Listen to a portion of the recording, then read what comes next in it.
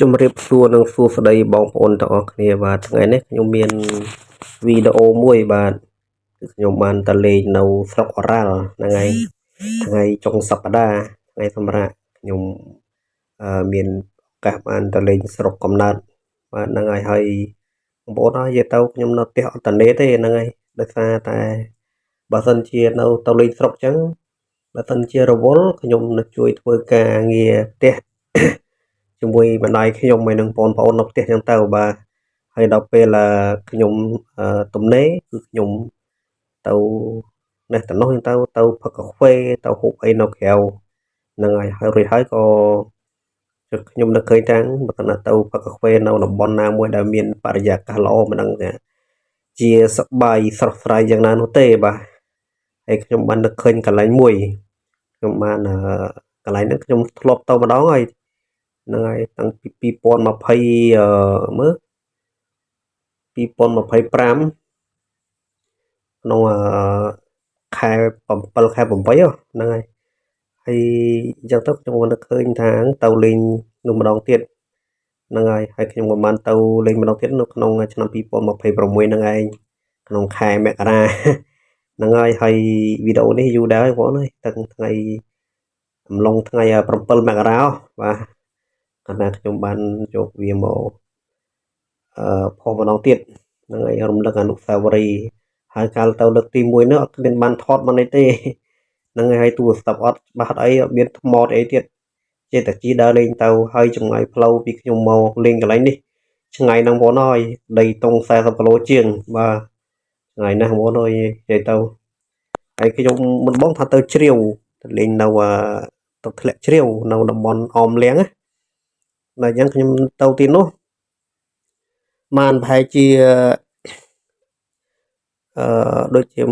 ធ្លាប់កន្លែងធ្លាប់ទៅអញ្ចឹងណាដល់យ៉ាងទៅនឹកឃើញថាមកវិញជិះពីជ្រាវមកវិញបងប្អូនអើយឆ្ងាយមែនតើហើយចេញពីផ្សារអមលៀងនឹងមកជិះរហូតដល់ទេសភាពស្អាតបងប្អូនអើយតាមដងផ្លូវស្រុកអូរ៉ាល់កាត់ចំការអំពៅកាត់អីហ្នឹងទៅហើយខ្ញុំមកដល់ស្រុកអូរ៉ាល់នេះកន្លែងនេះគឺមានឈ្មោះថាខ្ញុំមើលក្នុង Google ហើយសួរគេបងប្អូនអ្នកដែលទៅលេងហ្នឹងគាត់ថា Oral Adventure បាទOral របស់តង់អញ្ចឹងណាឈ្មោះគេឈ្មោះចឹងហ្នឹងហើយកន្លែងហ្នឹង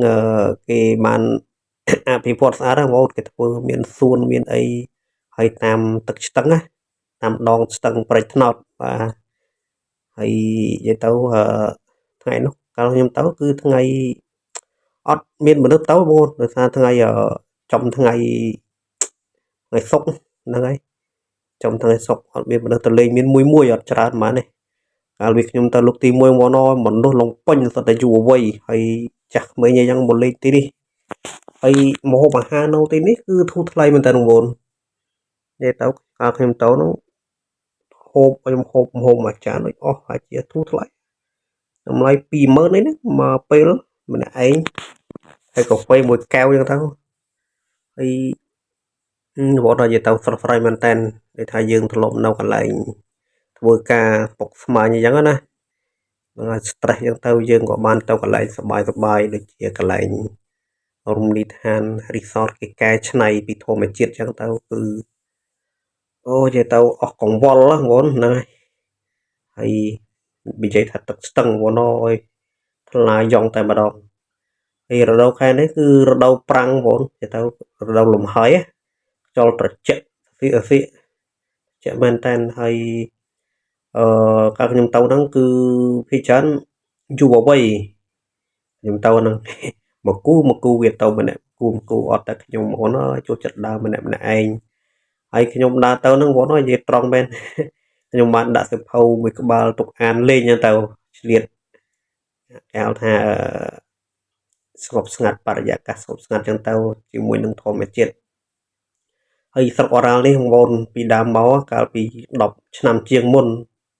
គឺតំបន់នេះគឺតំបន់ព្រៃក្រាស់មែនតើបងប្អូនហ្នឹងហើយក្រាស់ណាស់ព្រៃក្រាស់មែនតើហើយផ្លូវចូលហ្នឹងគឺកន្លែងស្ពានដែកខ្ញុំជិះពីអមលៀងមកបត់ស្ដាំមកហ្នឹងហើយត្រង់រហូតមកដីប្រហែលជា2គីឡូដីគឺដល់ទីនេះតែម្ដង ថ្ងៃហើយខ្ញុំក៏បានអង្គុយក្នុងអង្រឹងអានសៀវភៅនេះសៀវភៅហ្នឹងខ្ញុំអានប្រហែលជាតុង27ថ្ងៃខ្ញុំអានមួយដងបងមួយដងហ្នឹងគឺវាស្មើនឹង30ទំព័របាទខ្ញុំដាក់កំហិតខ្លួនឯងប៉ុន្តែមិនមែនអានរាល់ថ្ងៃទេគឺពេលណាដែលខ្ញុំទំនេរគឺខ្ញុំអានគឺខ្ញុំឆ្លៀតហៅថាឆ្លៀតរំលឹកអតីតកាលរំលឹកមេរៀនហើយរំលឹកដើម្បីឲ្យអណ្ដាតយើងកុំឲ្យរឹងឲ្យវាទន់ហ្នឹងហើយឲ្យមានការចងចាំហើយខ្ញុំកាលពីខ្ញុំនៅរៀនខ្ញុំនិយាយមែនបងប្អូនគឺខ្ញុំខានអានបានអានសៀវភៅច្រើនណាគឺធ្វើឲ្យយើងចាប់បាននៅអ្វីៗគេហៅថាគិតលឿនហ្នឹងហើយគេថាដូចមនុស្សវ័យឆ្លាតអញ្ចឹងហ្នឹងហើយអាណាខ្ញុំមិនមែនឆ្លាតនោះទេគាត់ថាការអានសៀវភៅច្រើនធ្វើយើងឆាប់ចាំហ្នឹងហើយដូចថាឃើញអីនិយាយមកច្បាស់អញ្ចឹងណាកុំឲ្យរឹងអណ្ដាតឲ្យទន់ស្រួលហើយខ្ញុំអានខ្ញុំខានអានច្រើនព្រោះដោយសារតែយើងឈប់ធ្វើការធ្វើអីចឹងណាភារកិច្ចយើងច្រើនដល់ចឹងទៅការងារយើងក៏ច្រើនការអានសៀវភៅអីចឹងទៅក៏វាផ្លិចច្រើនមែនបងប្អូនអានេះខ្ញុំរំលឹកវាឡើងវិញបាទហើយខ្ញុំក៏បានដើរហ្នឹងតាមកន្លែងនេះគេធ្វើស្អាតបងប្អូនកន្លែងតាមមាត់ស្ទឹងណានិយាយទៅតំបន់នៅទីនេះគឺថាដីថ្លៃហ្នឹងបងប្អូនដូចថាវាជាធម្មជាតិអីខ្លះចឹងណាកែច្នៃអំពីធម្មជាតិមានដើមឫស្សីដើមឈើធំធំពិសេសដើមជទាលដើមអីហ្នឹងអូច្រើនណាស់ហើយនិយាយទៅមែនបងប្អូនរំលីឋានមួយបើគេអភិវឌ្ឍចឹងគេធ្វើយ៉ាងគឺស្អាតល្អមានភ្ញៀវទេសចរទៅលេងជាច្រើនសូម្បីតែខ្ញុំក៏មិនដឹងថានៅទីនេះមានដែរកាលពីខ្ញុំមកលើកទី1ខ្ញុំមិនដឹងថាទីនេះមានកន្លែងសប្បាយនោះទេប៉ុន្តែខ្ញុំក៏បានឆែកមើល Google Map ទៅអរហ្នឹងមានកន្លែងណាសប្បាយឆែកទៅឃើញដូចរឿងតំណងដែរចូលទៅមានអីពូខ្ញុំម៉ូតូហ្នឹងក៏គាត់ថាសប្បាយអូនអើយម្ហូបធូរថ្លៃចូលទៅលេងទៅហ្នឹងហើយបើសិនជាមានបងប្អូនអាចចង់ទៅលេងទីនេះហ្មងហើយហ្នឹងហើយជាពិសេសបងប្អូននៅទីរួមខេត្តកំពង់ស្ពឺឬក៏ភ្នំពេញអញ្ចឹងតាមខេត្តផ្សេងៗបើបានមកតំបន់នេះមានកន្លែងបោះតង់មានផ្ទះស្នាក់គេដែរបងប្អូននេះ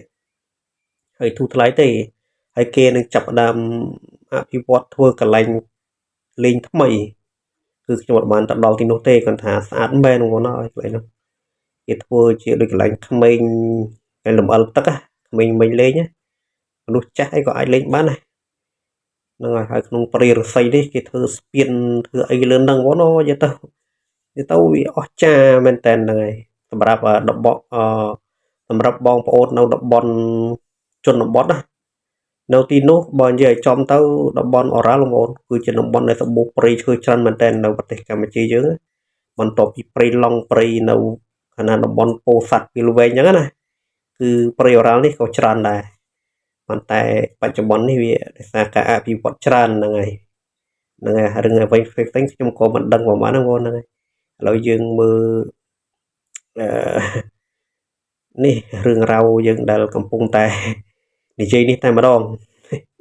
ហើយខ្ញុំអានហ្នឹងចង់និយាយថាដូចជាការសំដែងក៏បានដែរបងប្អូនហ្នឹងហើយគូខ្ញុំចង់បង្រៀនដាក់កំហិតខ្លួនឯងឲ្យយល់ពីគេហៅថាអ្វីទៅគេហៅថាខ្លឹមសារនៃការរៀនសូត្រណាហ្នឹងហើយមានតម្លៃនៃការរៀនសូត្រព្រោះខ្ញុំជីវភាពខ្ញុំរាល់ថ្ងៃដោយសារអញ្ចឹងបងខ្ញុំមានការងារធ្វើដោយសារតែខ្ញុំប្រឹងប្រែងអានសៀវភៅរៀនសូត្ររៀនពីអ្នកដតីផងរៀនពីខ្លួនឯងស្វែងយល់ខ្លួនឯងនិងអ្នកដតីអញ្ចឹងណាទើបខ្ញុំមានថ្ងៃនេះបើសិនជាខ្ញុំមិនប្រឹងប្រែងតាំងពីដើមមកទេគឺគ្មានទាំងហ្នឹងយើងកាលនោះយើងជាកូនអ្នកក្រីក្រឪពុកម្ដាយធ្វើស្រែចម្ការគាត់ខំបេះបោចតិចបន្តួចដើម្បីឲ្យយើងខំប្រឹងសិក្សារៀនសូត្រណាឲ្យយើងទៅរៀនឲ្យយើងទៅលក្ខណៈថាស្កាត់រៀនពីស្រុកស្រែទៅដល់ភ្នំពេញស្នាក់នៅវត្តនៅអីផងនិយាយទៅខ្ញុំនៅវត្តប្រហែលជាបើគិតទៅចូល20ឆ្នាំ20ឆ្នាំជាងនៅការនៅវត្តហើយឥឡូវខ្ញុំបានធ្វើការនៅក្រុងកែបក្រុងកែបខេត្តកំពតក្រុងកែបខេត្តកែបនៅកំពតអញ្ចឹងទៅណាហ្នឹងហើយខេត្តជាប់គ្នាបាទហើយបងប្អូនហើយទៅ មានឱកាសខ្ញុំនឹងទៅលេងទីនោះម្ដងទៀតហើយខ្ញុំនឹងដើរទៅលេងនៅកន្លែងកំសាន្តជាច្រើននៅតំបន់ស្រុកអូរ៉ាល់នៅអូរ៉ាល់និយាយទៅមានកន្លែងដើរលេងច្រើនណាស់បងឥឡូវថ្មីនេះខ្ញុំបានឆែកមើល Google Map ជាច្រើនហ្នឹងហើយហើយនឹងឃើញក្នុងប្រព័ន្ធផ្សព្វផ្សាយអីចឹងណាឃើញគេផុសច្រើនណាស់ហ្នឹងហើយមានកន្លែងដើរលេងសប្បាយៗហើយតំបន់នេះម្ហូបទូថ្លៃហ្នឹងហើយហើយការរៀបចំរបស់ម្ចាស់ resort នេះក៏ស្អាតដែរហ្នឹងហើយមានភាពទាក់ទាញសម្រាប់ភ្ញៀវទេសចរមកលេងហើយថ្ងៃមុខបងប្អូននិយាយទៅតំបន់អូរ៉ាល់នេះនិយាយទៅច្រើនណាស់ resort ខាងឆ្នៃពីធម្មជាតិហ្នឹងហើយហើយតំបន់ស្រុកស្រែបងប្អូនស្រុកស្រែអីហ្នឹងហើយមិនបាច់ទៅណាឆ្ងាយទេជាពិសេសបងប្អូននៅខេត្តកំពង់ស្ពឺដូចជាខ្ញុំអញ្ចឹងហ្នឹងហើយទៅលេងនៅតំបន់ហ្នឹងទៅសប្បាយហើយយើងផ្សាយលុយគ្នាទៅតិចតិចទៅហ្នឹងហើយក្មេងៗជួវ័យទៅលក្ខណៈថ្ងៃសៅរ៍អាទិត្យថ្ងៃចុងសប្តាហ៍អញ្ចឹងទៅហ្នឹងហើយព្រៃឫស្សីនេះគេទៅគេធ្វើស្អាតហ្នឹងហើយគេធ្វើជាស្ពានគេធ្វើជាតុសម្រាប់អង្គុយប្រុសប្រាជ្ញគ្នាលេងពិភាក្សាគ្នាពីនេះពីនោះអីចឹងទៅហើយដំណើរកំសាន្តរបស់ខ្ញុំហ្នឹងនិយាយទៅនៅផ្ទះអត់អីធ្វើអត់សុខណាបងប្អូនហ្នឹងហើយតើឆ្លៀតដាក់កាហ្វេមួយកែវអីចឹងទៅហ្នឹងអង្គុយមើល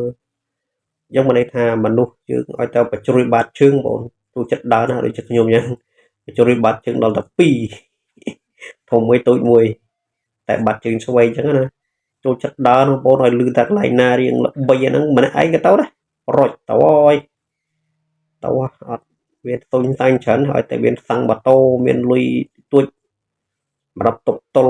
អាចបានមួយខ្វេមួយកែវអីទៅហើយដើរទៅទូរស័ព្ទមានថ្មមានអីត្រៀមស្រេច